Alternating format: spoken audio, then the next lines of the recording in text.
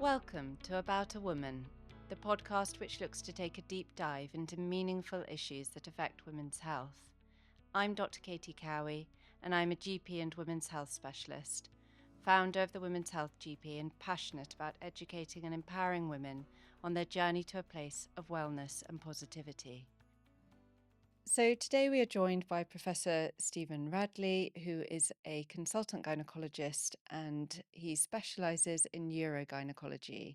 He is the Director of Research at Sheffield Teaching Hospitals. Stephen, welcome. Hello. I would like to start by just asking you a little bit about your background in general. What drew you to urogynaecology in the first instance? As you say, I'm a gynecologist in Sheffield. My training was in Sheffield Teaching Hospitals, and I spent a fair amount of time in surgery as well as urology during that training period. I was lucky enough to get an MD in ambulatory urodynamics and patient assessment. So I spent a lot of time with specialists in urology as well as in gynecology. My Um, interest has always been fairly surgical in terms of clinical interest, and urogynecology I found fascinating because of the ability to improve quality of life and some of the interventions and the treatments with clear impact on patient care. Hmm. And can you tell us a little bit about what urogynaecology is? Urogynecology is a fairly well defined specialty now. It includes pelvic floor disorders affecting women, adult women, it includes disorders of bowel, bladder, vaginal, sexual function, includes benign conditions, large proportion of which include incontinence, urinary incontinence, prolapse, and associated sexual dysfunction. Okay. And on the note of prolapse, I'd like to explore that in a bit of detail first, if that's okay. Can you tell us a little bit by way of definition as to what a prolapse is? Prolapse is abnormal or excessive descent of the vagina and pelvic organs within the vagina. Mhm. It occurs in women usually associated with following childbirth and increasing age. Uh, it's an abnormal degree of descent. It's graded by a measurement of that descent, and it relates to the walls of the vagina. We usually talk about the anterior wall, which relates to the bladder, the posterior wall, which relates to the bowel, and the upper vagina, which relates to the uterus and cervix. Mild degrees of prolapse are where there's prolapse within the vagina. Moderate prolapse is when it comes down to the level of the entrance of the vagina, and then severe forms of prolapse are where there's a protrusion of the vagina itself to the outside. And do you tend to find that there's a direct correlation between the grade of the prolapse and the impact that that's having on the woman's quality of life? So, really, the severity of prolapse is best gauged by the patient themselves. So, whilst the severity of prolapse anatomically is important, it's really the patient's symptoms that define how severe it is and from whether to intervene or not.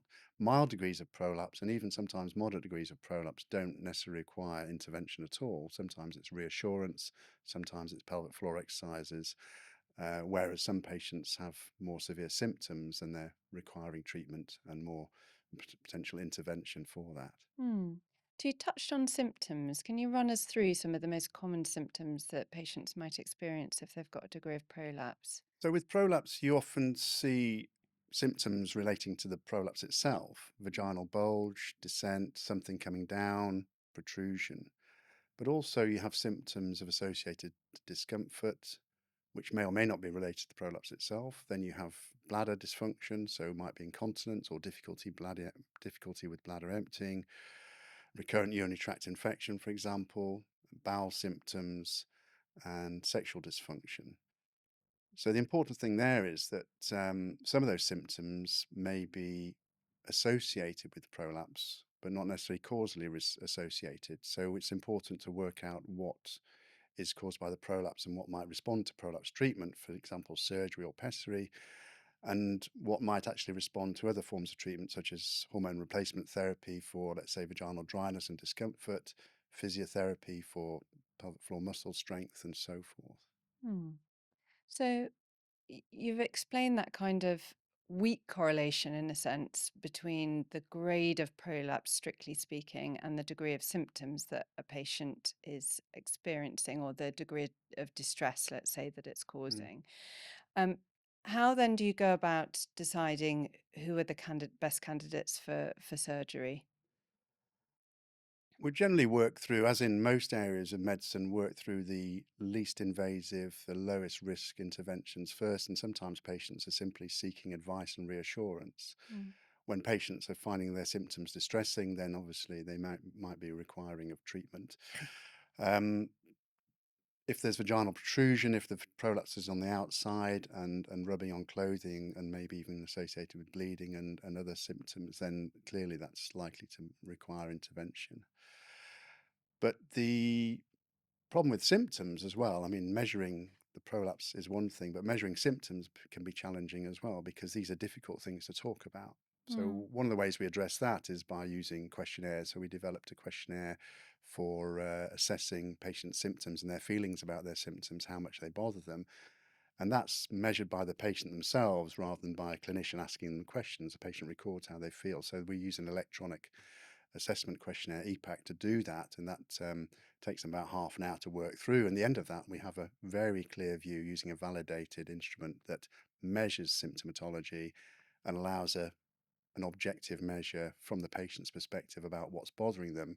And that's a very useful assessment and a very useful way of actually deciding whether the patient wants treatment or needs treatment. I see. And you mentioned about the more kind of conservative measures that can be taken for prolapse. Can you go into a bit more detail as to what those involve? Well, conservative treatment includes things like lifestyle adaptation, so what patients can do themselves. Mm. So sometimes patients may uh, alter their diet if they're constipated. Constipation can be a risk factor of prolapse, so improving bowel function, for example. Mhm. Weight reduction can be helpful as well because we know that carrying heavy weight can actually impact on pelvic floor symptoms, and weight reduction can actually reduce pelvic floor symptoms. Mhm. HRT can be very helpful. Some patients, particularly perimenopausal or postmenopausal, will have symptoms of dryness and soreness and sexual dysfunction. And it's Mm. not the prolapse necessarily that's causing their symptoms, but it's the lack of estrogen. So vaginal HRT in particular has got clear benefits in treating these patients. Mhm. And what about pelvic floor exercises specifically? Yep. Again, so symptoms such as urinary incontinence, sexual dysfunction can all respond very well to physiotherapy. I Mm. think it's slightly misleading to suggest that physiotherapy can cure prolapse itself, but can have a substantial and sustained impact on pelvic floor symptoms. Yeah. And as I said, sometimes the prolapse may be incidental. I see patients sometimes who've attended for a smear examination, for example, and been told that they've got a prolapse and they suddenly feel very worried about it. Well, actually, if they're asymptomatic, quite often that prolapse doesn't require intervention at all, just reassurance and maybe monitoring. And if patients are wanting to engage in pelvic floor exercise regimes, is it best to do that under the supervision of a I physiotherapist, would would you say so, say? yes. I mean, the pelvic floor physiotherapists have got great understanding of pelvic floor function, structure, and there's good evidence that intervention by trained physiotherapists can make a real difference, particularly for pelvic floor function, particularly bladder function, urinary incontinence. And certainly any intervention for incontinence and milder forms of prolapse that should always involve a physiotherapist first because there's no risk involved really. I mean, it takes time and takes commitment, but the benefits are quite clear and proven. Yeah, that makes sense. And what about pessaries? Can you talk us through the use of pessaries for prolapse and which patients for whom this might be useful? There are very few patients with prolapse where a pessary wouldn't or shouldn't be considered and offered. Clearly, it's a patient choice, and not all women want to have a pessary inside the vagina. Some women are fearful of it. Some women hear stories about pessaries and how the problems they might have with them. But really, for younger women, older women, women who can't have surgery or don't want surgery, then a pessary can be a really good option. The usual starting point is a ring pessary. GPs, practice nurses can put ring pessaries in, particularly helpful for uterine prolapse, but any form of prolapse may be helped with a ring pessary. Further advantages of ring pessary, it can be changed in primary care. and by a practice nurse. And increasingly, we see patients who are able to manage their pessaries themselves. That includes putting the pessary in themselves, taking it out themselves, washing it, replacing it. And then that really reduces the need for any healthcare professional to be involved at all. And that does make a big difference to women, and they can just manage their condition themselves. If a ring pessary doesn't stay in place, we've got other forms of pessaries. There's something called a shelf pessary, which is a larger, more solid piece of plastic which sits in the vagina and can get in the way of sexual function, but can be very useful for more severe forms of prolapse, particularly if the patient's had a hysterectomy, for example. Cube pessaries and Gellhorn pessaries are other alternatives, but they tend to be really restricted to gynecology and urogynecology clinics. They're not widely available in primary care. Okay. And where surgery is concerned, one of the things I sometimes get asked about in a women's health clinic setting is that of the use of mesh in surgery. Mhm. It's been an area that's had some controversy attached to it in the past. Is that something, do you use mesh in any of your operations currently? I don't personally use mesh in any of the surgery I do. Vaginal mesh for prolapse was introduced maybe 20 years ago and found favour because of the perceived benefits of reinforcing prolapse repairs surgically. Surgeons had previously used meshes for hernia repairs and found that they really reduced the recurrence rate of hernias. Hmm. And the idea behind using mesh in vaginal prolapse surgery was to reduce the risk of recurrence. Now, in their lifetimes, about 15% of women might undergo prolapse surgery in the UK. Now, of those women, about a third will have further prolapse surgery, so there's a relatively high failure rate. So the notion of using mesh was to try and reduce that failure rate. Unfortunately, vaginal meshes were associated with complications, mesh erosions, pain, and mesh removal. So, whilst I don't put meshes in myself for prolapse, we are part of a regional mesh service where we remove meshes put in for prolapse, for incontinence, and it's a big area of healthcare. It's regionalised now by NHS England, so we have regionalised mesh centres, such as the mesh centre in Sheffield, where we see patients with mesh complications and concerns.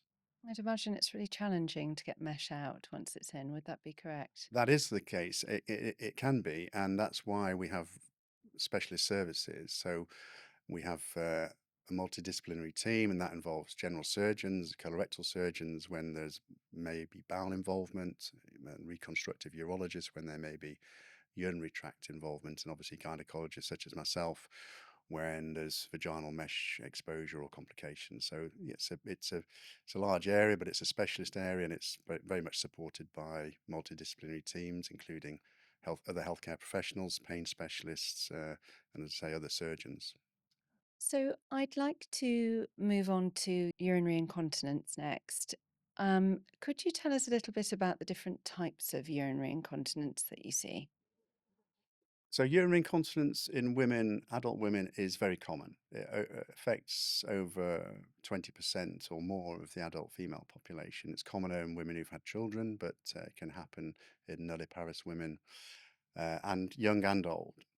There are two important conditions. They're not the only ones, but the two most important that we see most commonly are stress incontinence, which is associated with raised intra-abdominal pressure. So that's your typical cough, sneeze, exercise incontinence associated with weakness of the urinary sphincter that can result in leakage with activities such as anything that raises intra-abdominal pressure. The other type of urinary incontinence is called overactive bladder, and that's classically associated with urgency. The feeling of wanting to go to the toilet, not being able to make the toilet in time, urgency and urgency incontinence, often associated with frequency, going to the toilet too often, nocturia, going to the toilet at night, and disturbed sleep. So those are the big two, but there are often other causes such as leakages between the bladder and the vagina, fistulas, functional disorders, and so forth. So, and women often have a combination of the two. So some women have stress incontinence and overactive bladder and urgency. So we need to try and work out what the main problem is in order to find the best form of treatment. And what tends to cause urinary incontinence in the first instance? It's associated with increasing age, it's associated with childbearing, it's associated with the menopause, can be associated with obesity and other medical conditions, chronic cough, for example, diabetes. So some of these are correctable, some of them are unavoidable, and it's very prevalent. As I say, over 20% of the adult population will have a problem with urinary incontinence. And are there any particular self help options that women can use to try and improve their symptom control where urinary incontinence is concerned? There's good evidence from studies, research into what what women can do themselves to avoid or treat urinary incontinence. So, smoking we know is bad for collagen, aging of tissues. Mm. It also causes cough, and there's good evidence that smoking cessation, for example, can improve urinary incontinence. Um, Women who are overweight, it's been shown from series of weight reduction strategies, and women who've had medical or surgical help or dieting to lose weight often see substantial and sustained improvement in pelvic floor function and urinary incontinence. Another area is hormone replacement therapy, particularly vaginal HRT in the form of creams and pessaries to treat vaginal atrophy, particularly in perimenopausal or postmenopausal women. So, vaginal HRT we use a lot in the context of urinary incontinence. And on that note, with topical estrogen replacement, is there a particular modality that you prefer? To be clear, there are quite a few different options available. You can get pessaries, creams, gels, there's the Yeah. e-string, etc. So, is there a particular type that you tend to advocate for? My personal preference is the more dilute vaginal estrogen creams. I Hmm. think you get better coverage of the area, the whole vagina, the periurethral tissues, using a cream rather than the pessary. And so that's somewhat anecdotal, but I do think that you're trying to improve the quality of the skin blood flow, the vaginal flora, the vaginal bacteria, and so forth, the natural bacteria.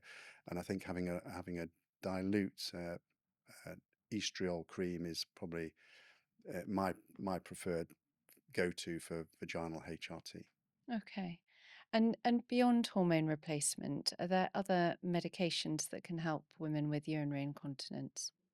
Yes, the overactive bladder, urgency frequency syndrome, where the bladder may be overcontracting, can respond very well to the use of uh, what we call anticholinergic drugs. These are drugs that reduce contractility of the muscle, smooth muscle of the bladder, and very good evidence from studies that can be very helpful.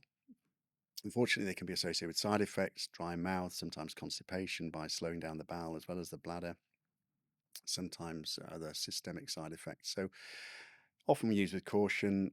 For some patients, very effective. For some patients, not effective or associated with side effects. Okay. And another thing that I've come across during the course of my own practice is these functional magnetic stimulation chairs. Women are often sort of buying a course of Mm. these treatments to help with urinary incontinence. Is there any sort of factual or research basis to that? Use of magnetic stimulation is in some ways similar to electrical stimulation. There are a lot of devices. You mentioned the magnetic chairs that are used, and the evidence surrounding those is quite short term generally. So Okay. often provided by clinics with specialist pelvic floor physiotherapists, which who clearly have evidence of good efficacy. I think the combination of physiotherapy with something like magnetic therapy can be of value, but the evidence is lacking about long-term efficacy. So short-term, yes; long-term, not clear. I see. And what about more interventional options or surgical options for helping with incontinence? Well, there are a range of surgical options for urinary incontinence. For stress incontinence, we're talking about first of all.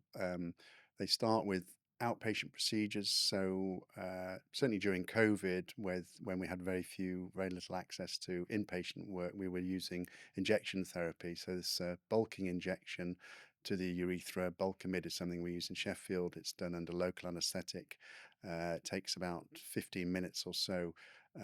Local anaesthetic to the urethra and injecting through a short urethroskope into the urethra, which is the water pipe from the bladder to the outside, and efficacy of around 60%. Some parts of the world, it's primary treatment, and that's what everybody has. Like certainly during COVID time, that's what we were doing for just about everybody. Probably less effective than the more major forms of surgery, but they are more major forms of surgery. So suspension operations where we elevate the vagina and by doing that, support the bladder neck, and then slings to support the urethra itself, which can be operations taking up to 2 hours with associated longer recoveries. So it's a big commitment and longer recovery. Yeah, more downtime. More downtime and but more effective. So it's a discussion to be had about how the patient feels about time off work and recovery, time in hospital, and the associated risks and the benefits. I guess it's balancing that against the impact that the incontinence is having on their day-to-day life and the degree of distress that that's causing as well, because often women can feel quite distressed about it, can't they? Absolutely, and certainly all women should go through a course of supervised pelvic floor physio before they consider surgery. We have decision aids, so we have a nice patient decision aid, the National Institute for Clinical Excellence, which patients can read, works through all the pros and cons of the various available options, including mesh tapes, actually, which are coming back into clinical practice now in a somewhat restricted way. But for some patients, that's what they want because of a quick return to work and avoiding some of the more major issues about recovery from other forms of surgery. Moving into the area of recurrent urinary tract infections now, um, how would you define recurrent UTIs? So recurrent UTIs would be two or more UTIs over a 6-month period, or three or more over a 1 year period, as witnessed by the patient having a diagnosis of infection on urine testing. Hmm. Um, so it's a common problem. It's symptomatic urinary tract infection is what's perhaps most important in this context, and quite often requiring antibiotic treatment as well as other forms of treatment. So there is a distinction to be made between urine dipstick Yeah. testing and urine culture results. So, what is it that you're looking for from a diagnosis point of view? Is it sufficient to have had a positive dipstick, or do you want to see positive culture results? Uh, Ideally, we'd like to see positive culture results because then we can use the right antibiotics for the right infection. And actually, just testing the urine may not be in itself helpful. For example, some patients will have asymptomatic infection which may not require treatment, and there's a danger of over-treating patients repeatedly with antibiotics, and then there's risks of side effects with using long-term antibiotics, including antibiotic resistance. So really, we'd like to have culture to target our antibiotics, but then in the real world, when we have patients with symptoms, if they've got symptoms of a urinary tract infection, typically pain passing urine, lower abdominal pain, smelly, cloudy urine, and a positive urine dip, then we may well treat empirically.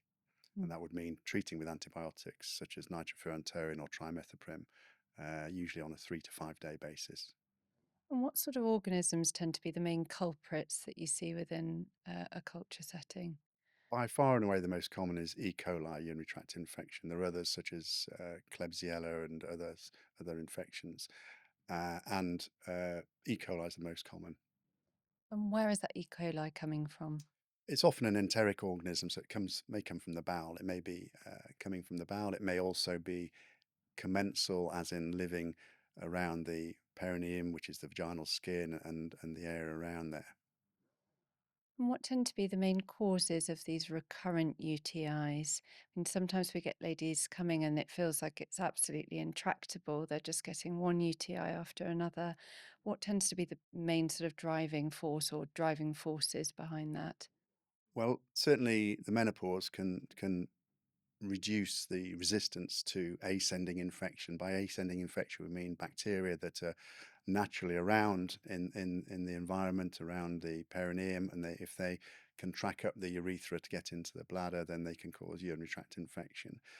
The bladder should empty completely when a person passes urine, and if it doesn't empty altogether, then leaving a residual can provide a pool of for where the bacteria can grow and multiply and cause symptomatic urinary tract infection. And can you tell me a little bit about the sort of natural microbiome and how that could potentially be disrupted? You mentioned menopause, Mm. so hormonal changes.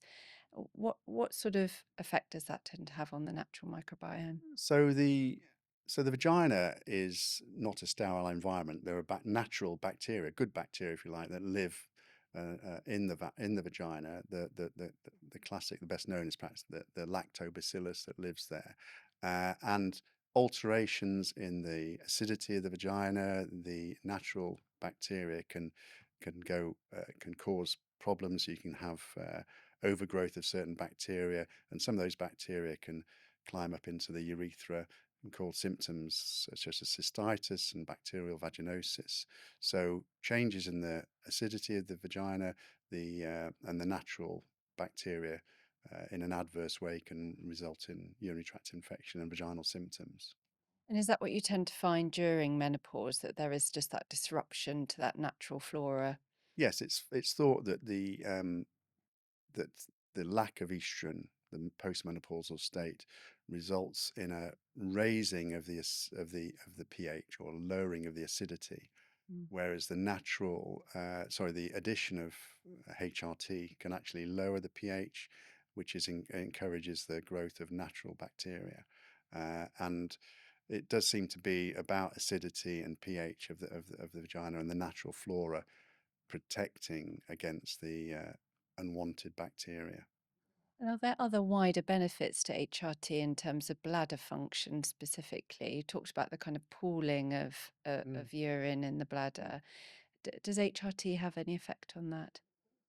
The best evidence in terms of pelvic floor function relates to vaginal HRT, so Mm. creams and pessaries we've talked about, and there does seem to be good evidence that that can improve blood flow, skin condition, protect against infection, but also there are receptors for estrogen in the vagina, the urinary tract, the genital tract, the bladder as well, and so healthy bladder function may be encouraged by normal levels of estrogen. So symptoms, particularly overactive bladder, urgency frequency syndrome, can respond quite well to vaginal HRT in particular. And is there any value to over the counter remedies? So you hear of cranberry juice being Mm. recommended. There are certain kind of cystitis treatments that you can get over the counter. D-mannose is another one that women often trial. Is there any evidence based to any of these? There is some evidence for those, and certainly anecdotally, some women swear by the use of over-the-counter remedies. So you mentioned D-mannose, and we've all heard of cranberry. And it's likely that these agents work by changing the acidity of the urine. So lowering the pH of the urine, increasing the acidity, makes it more hostile to bacteria. Mm. And so Demonose and cranberry probably work in that way. There's also something called methanamine hippurate, which is Hiprex, and that changes the pH of the urine and acts more as an antiseptic than as an antibiotic in reducing recurrent urinary tract infection. So I find myself prescribing a lot of methanamine hippurate these days for women with recurrent urinary tract infection, and the mode of action does seem to be by altering the acidity, increasing the acidity, reducing the pH, and it's got good evidence actually of efficacy. And is there good value to keeping well hydrated as well? It's Yes. something often many of us are less good at than we perhaps should be. Well, one of the problems with urinary incontinence, with both stress and urge incontinence, is women quite often fluid restrict because they know that when their bladder fills up and their bladder's more full, they're more likely to have symptoms, more likely to have problems. And there's a danger, isn't there, that you therefore fluid restrict, you don't drink as much during the daytime. And that actually um, reduces the flushing out of the bacteria from the bladder when you empty your bladder, when you go for a wee.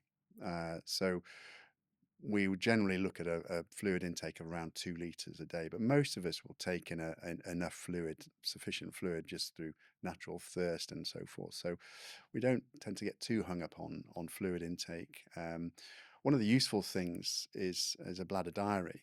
Um, one of the interventions or assessments is a bladder diary. So we give out a bladder diary and ask women to record their avoided volumes, which tells you how much they're drinking, tells you how much, because it tells you how much they're peeing out. And that can be very useful as an assessment to see what their bladder capacity is like. But it can also be quite therapeutic because a woman can look at her bladder diary and say, well, actually, my bladder voids are 300 or 400, which is slightly below the normal range, which is around 400, and use the diary actually to try and retrain their bladder. So look, I can do 400 first thing in the morning. Why can't I do 400 second and third and fourth thing in the morning? And that's actually quite therapeutic. And bladder diary in itself can be useful to help patients retrain their bladders.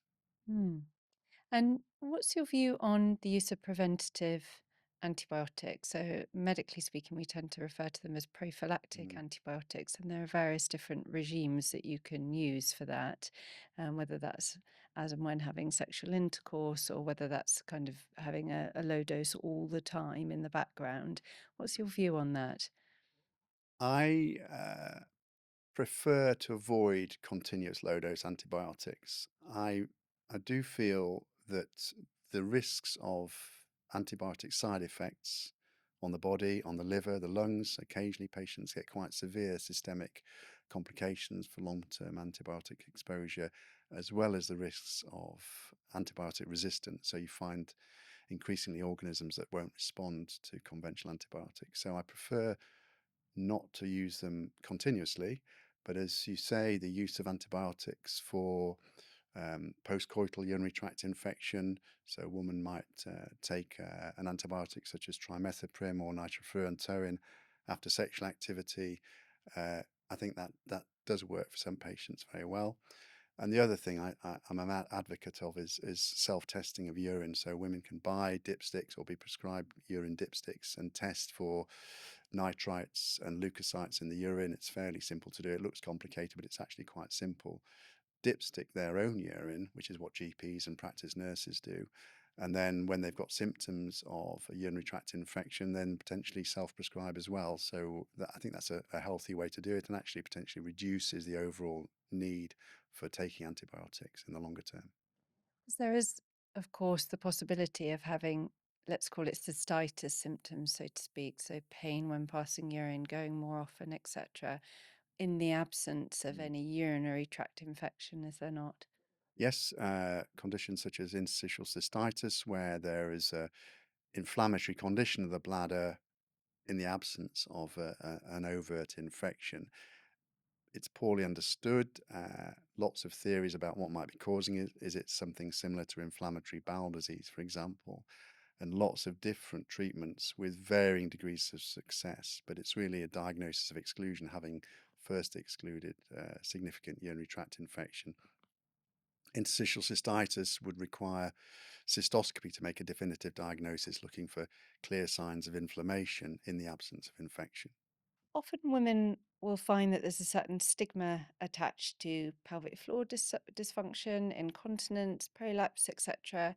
How do you go about managing that in practice?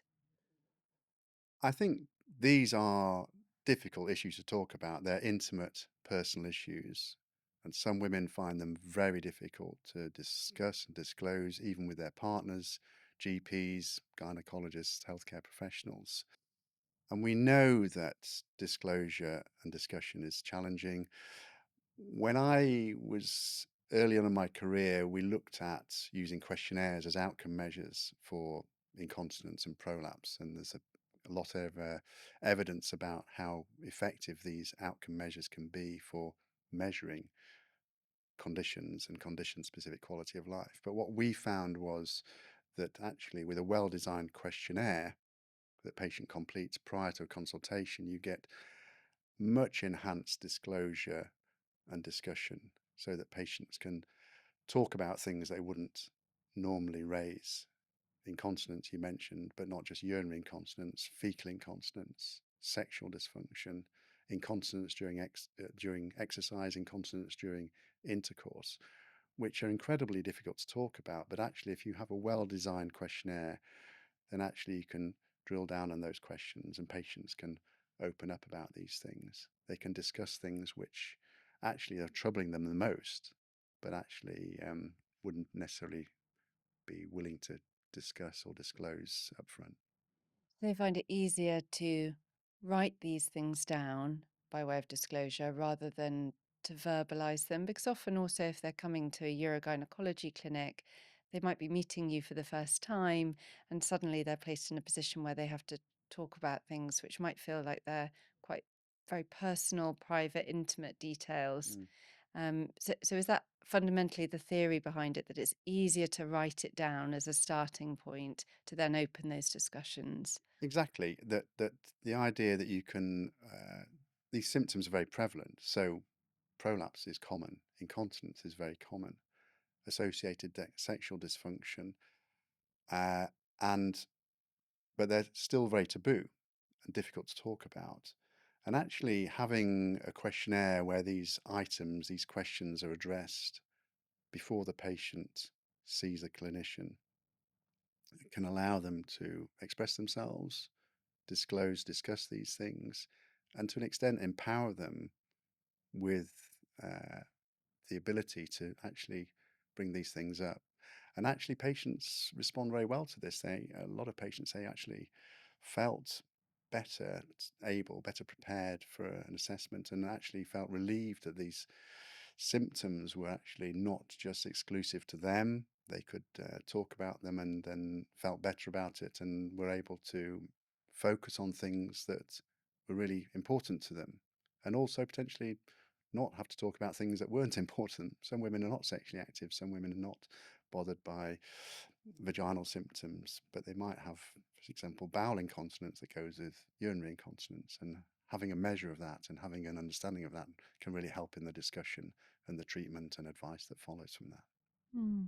And I think in a lot of ways, that's one of the reasons that I was so keen to cover these topics, because I think it's really important that we open up the discussions to the public and increase awareness about it and normalize it as well, to make women aware that actually these are things that can happen. They are relatively common. We see a lot of it. And, to try and break down some of those stigmas that exist. Urinary incontinence affects over 20%, maybe as much as 30% or more of women, adult women.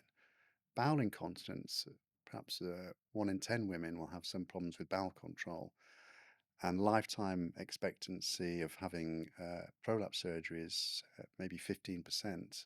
So these things are incredibly common, but they're also very difficult to talk about. Mm. There's treatments available for all these conditions, but actually discussing it and accessing care and help in the first place can be one of the biggest challenges, and trying to make it more available, accessible through primary care, through secondary care is very important. Yeah. Professor Radley, thank you. Thank you.